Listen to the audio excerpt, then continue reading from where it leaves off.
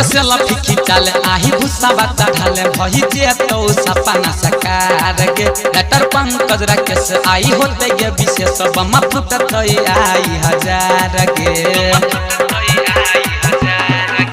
कैसे लफी खिंचाले आही भूसा बाता ढाले भही जे तो सपना सकार गे लेटर पंकज राकेश आई होते गे विशेष बम फुटत आई हजार गे राज संजन के गाना पर नचबाऊंगे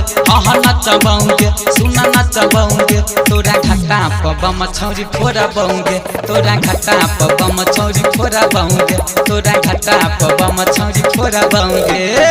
छोड़बाऊंगे।